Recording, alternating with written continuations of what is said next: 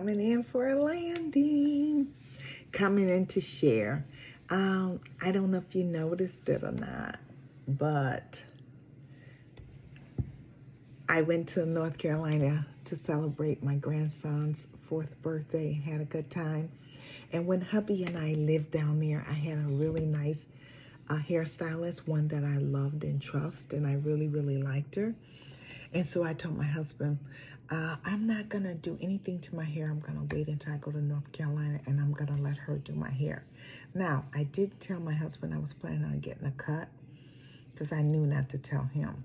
But I already had it in my mind that I wanted the bob look. I was just ready for a change, you know, especially after me coming off of going to PT, not being able to walk and exercise like I normally was and stuff. So I was like, I'm ready for a change. So anyway, here we go. This is what I got. Look at that. Look at all those dead ends are gone. Look, didn't she do a fabulous job? I just love it. I love it. I love it. I love it. I love it. I love it. I love it. I love it. I love it. I love it. I am so pleased with my hair. So pleased. And since I'm talking about her, I'm going to just tuck her away. And I told my stylist, as long as you leave me a little bit to have a wony tail, it doesn't have to be a pony, just a wony, I'll be okay. Because sometimes I love, my favorite hairstyle is to put it in a top notch. That's my favorite. So as long as I can do that, I'm fine, you know, or pull it back. And so I'm going to just tuck her away while I talk about her, you know, so I can pull her. See here, it's a little bit of a wony tail, not much, but I'm happy with it. I am so pleased with it. So I want to come on and talk about it because I was talking about it with my son. And let me just get real close and personal here with you. And I was talking about it with my son, and I was saying to him, like, number one, I was ready for it.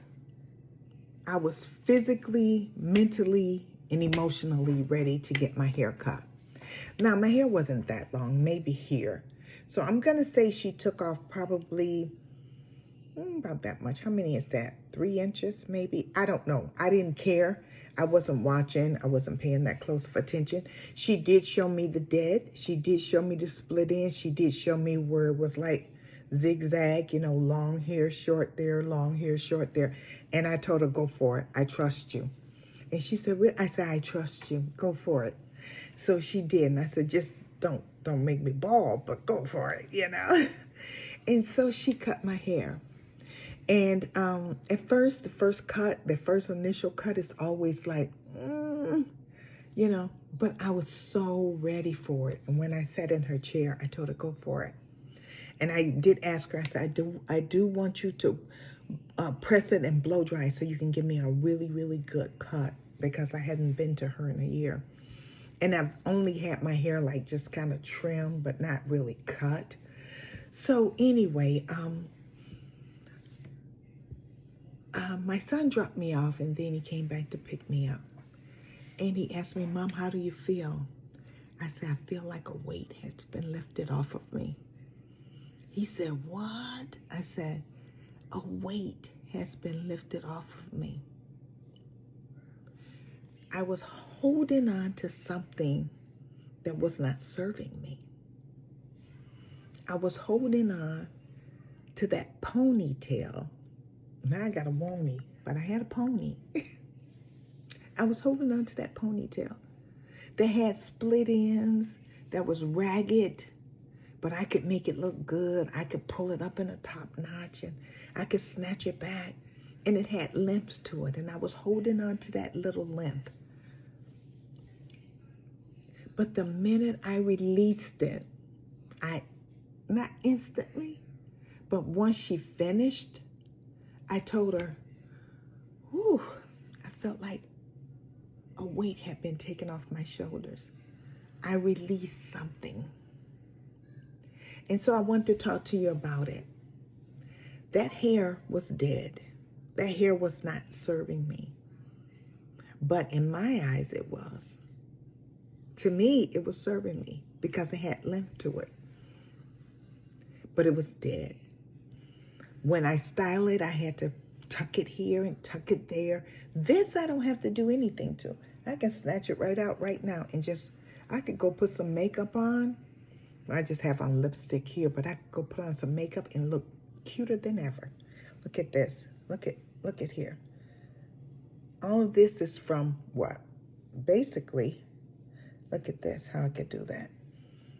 You know what that come from? A good cut.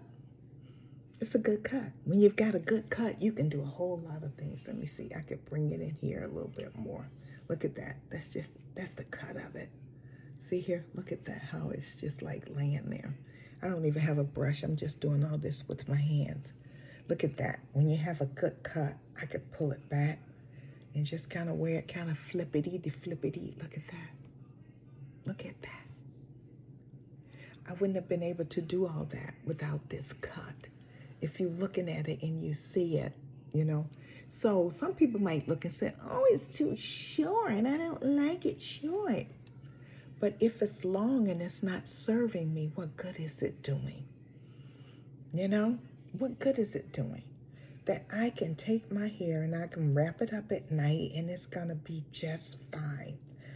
The weight of something that's dead, the weight of something that's not serving you, but you think it is, all because you don't want to let go of it. And you know what I told myself? It's just hair. It'll grow back. And even if it didn't grow back, I'm happy. Even if it didn't, I'm very pleased with it. But I know it will grow back. But if it didn't, I'm still pleased with it. You know? So my son said to me, how is it that you feel like a weight? I said, because I was holding on to something that needed to be cut. I was holding on to something that was dead and was not serving me. But I was still determined to hold on to it. So we're talking about hair. But that can cross over into life. How many times are we holding on to something that's not serving us? How often are we holding on to something that is dead? It's dead. You know, nothing bothers me more than when I go to someone's home or I go out, I'm going to say more or less like somebody's home, and they have a plant. And you can't see the green, beautiful leaves for all the dead ones that they haven't plucked off.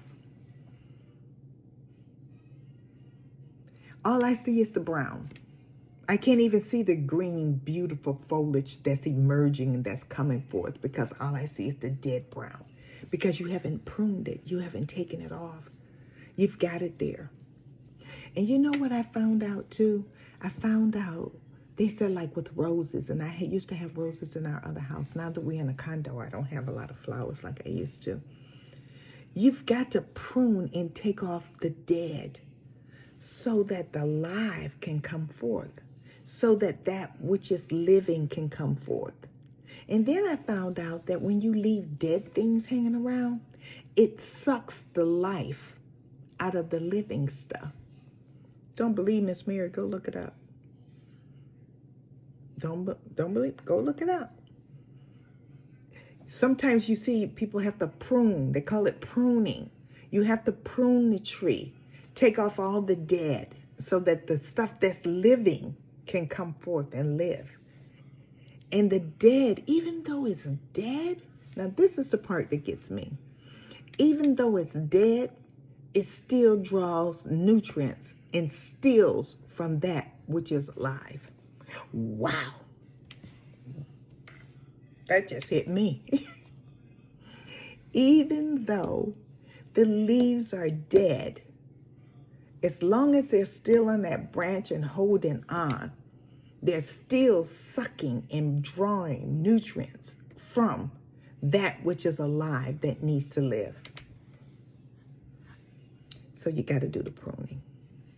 We got to do the pruning in our lives. We got to do the pruning with everything. Like me right now, I'm getting ready to do some pruning when it comes to my closet. I've got to get rid of things that's not serving me. Old clothes, old shoes. We've got to get rid of things. We can't hang on anymore. We got to let it go. Myself included. I'm talking to myself first and then to you. We've got to let go. You know those shoes that you have in the closet?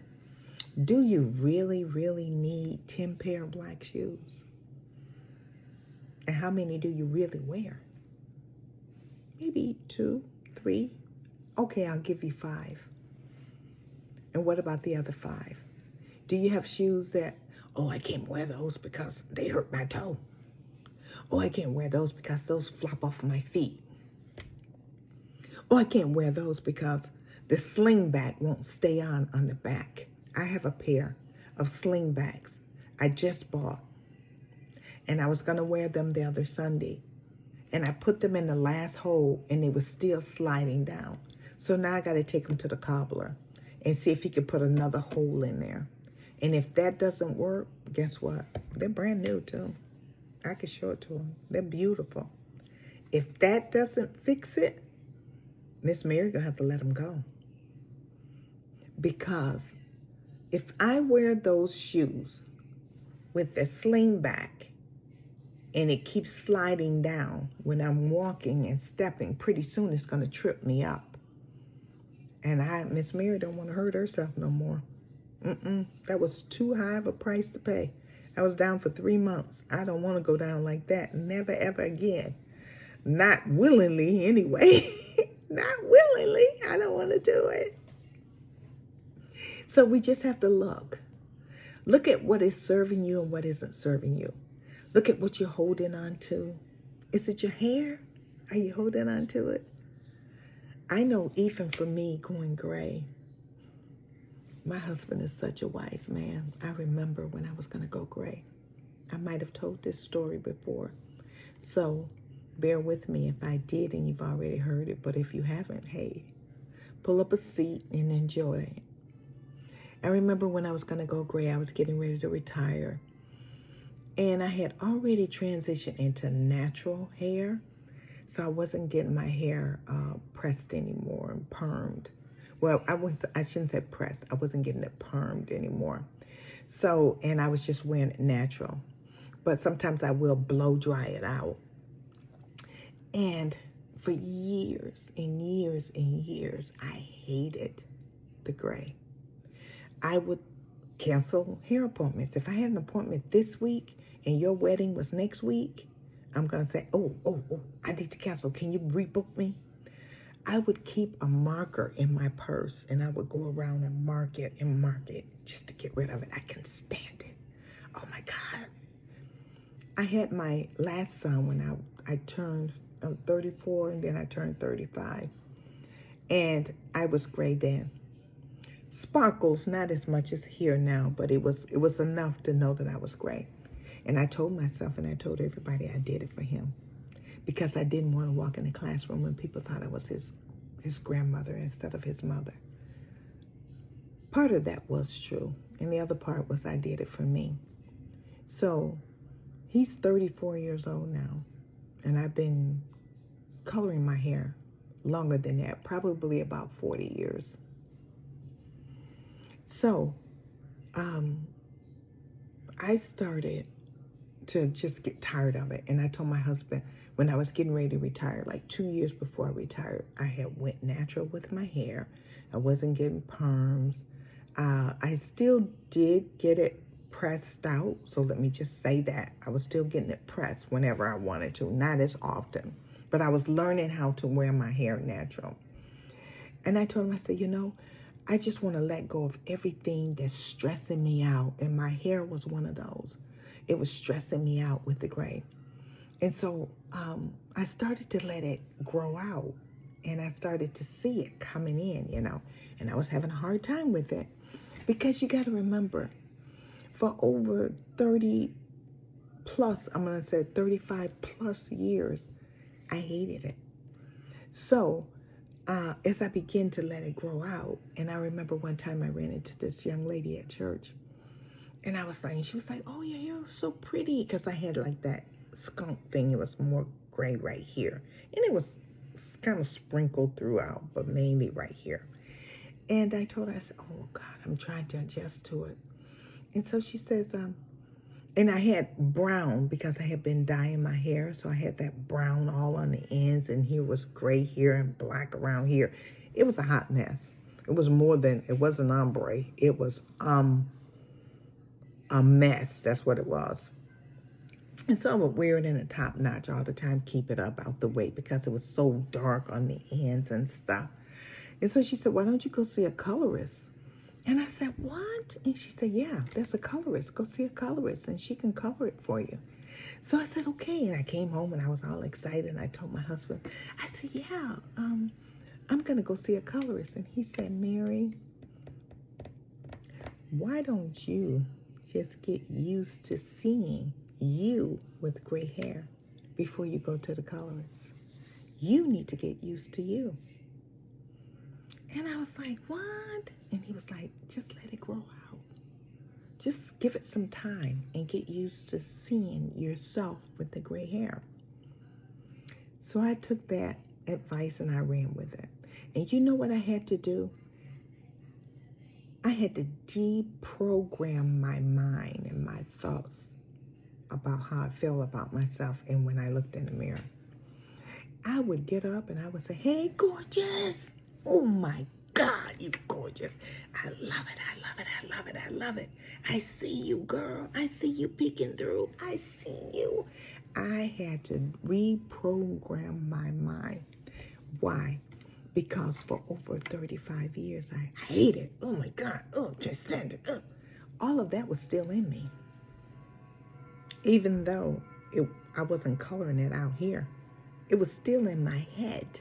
It was still here that I didn't like it. And I remember too, I joined Silver Fox, Foxy Girls, whatever. I joined all kind of Facebook groups and just grabbed all kind of tips from people.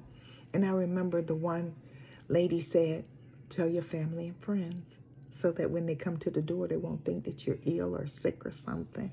So when they see your hair, because they're not used to seeing you like that. And I did. I called all my kids. And I told them one by one, you know. The baby boy was excited for me. He was like, Mom, good for you. I'm happy for you. Whatever you decide to do. My oldest child, good for you, Mama, but not for me. I'm not doing it. I'm not going gray. That's fine. My youngest daughter, Mom, I'm so proud of you. Good. Because she has gray and she's letting hers go. My knee baby, next to the baby, he has gray and he's letting his go. He's comfortable with it. But he was the one that really said something that really touched me. He said, Ma, are you home? And I said, yeah. He said, I'm coming by. He came by and he said, Mom, good for you. I said, what? He said, good for you. Let it go. Just let it go. He said, I'm so proud of you. And he said, do you realize how many people that don't even get to see their hair turn gray? They didn't live long enough. He had a friend that died when he was like 19, 20, I think, somewhere in there. His very, very close friend, and he never forgot it. He said, think about it. Ken never got to see his hair turn gray, Mom. So good for you. And that just touched my heart so, you know what I mean? That, and then you know what I had to do too? I had to learn to accept it because I had to accept it here so that it would reflect out here. Because if I walked in a room like with my head down or feeling like I'm ugly or feeling like, oh my God, people are going to be looking at me in real hair. I really had to get my shoulders back. I had to pump myself up and get ready because I worked in a hospital where the majority of the people are women. And then, what you doing? What's going on? Are you sick? Oh, you ain't gonna like it. I'll give you 2 weeks. People were saying, I give you 2 weeks. I give her a month and she'll diet. But I had already made it up in my mind that this is what I was going to do. So you got to learn how to embrace it. Embrace the change that you want to do, regardless of what people tell you and what people say. And get rid of anything that's dead, that's holding you back from being who you are. Be the best that you can be. And everybody's not going to agree with you. Everybody's not going to like the changes that you make. But it's not for everybody. It's for you. Me going gray wasn't for the world. It was for me. Because why? I released so much baggage. I released so much bitterness and hatred for my hair, how I look. I let it go.